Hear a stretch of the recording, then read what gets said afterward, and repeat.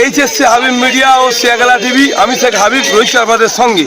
আমি এই মুহূর্তে উপস্থিত আছি ফুরফুরা শরীফ, একেবারে দাদা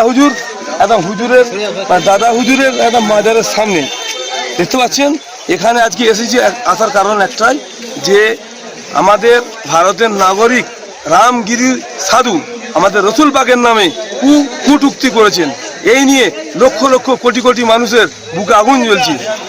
হুজুর আমাদের ভারতের নাগরিক রামগিরি সাধু আমাদের রসুল পাকের নামে কটূক্তি করেছেন, আর লক্ষ লক্ষ মানুষের বুকে, কোটি কোটি মানুষের বুকে আগুন জ্বলছে। কি বলবেন? কি আর বলবো, যা হবার তো হচ্ছে। হ্যাঁ, নবী শানে উল্টো পাল্টা কথা বললে কোনো মুসলিম বসে থাকবে না, চুপ করে থাকবে না। আমি এটার সম্বন্ধে আমার কোনো নিন্দা করার কোনো ভাষা নেই। আগামী দিনে এই ধরনের কথা যেন কেউ না বলে, সেটা আমি বারে বারে মানা করে দিচ্ছি। এভাবে ধর্মের উপরে আঘাত দিয়ে আর পৃথিবীর যে লোক নামকরা মানুষ, কেমন পর্যন্ত এরকম মানুষ আর হবে না। সেই মানুষের সামনে যদি কিছু বলে, আমরা সমস্ত ফুরফুরার পীর সাহেব যত আছে আমরা প্রতিবাদ জানাই।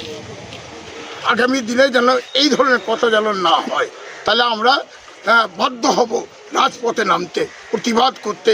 রাজপথে দাঁড়িয়ে আমরা প্রতিবাদ করব। ধিক্কার নিন্দা জানাই, ধিক্কারও প্রথম তো বলেছি। ঠিক আছে, ঠিক আছে। আগামীকাল নয়, আমি বলছি যে আমাদের ভারতের নাগরিক রামগিরি সাধু আমাদের রসুল পাকের নামে কটূক্তি করেছেন। কি বলবেন? কটূক্তি বলেছে আল্লাহ রসুল আমাদের সবচেয়ে প্রিয়, জান মাল সব থেকে আমাদের নবী আমাদের প্রিয়।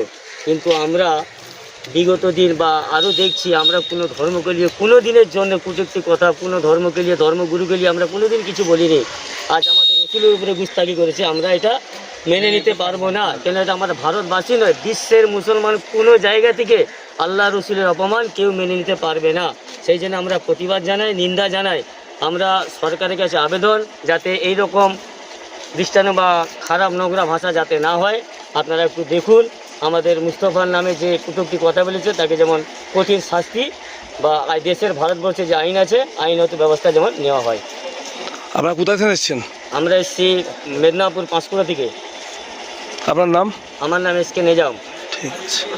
ফুরফুরার মুজাদ্দেদে জামান দাদা হুজুরের মুরিদ।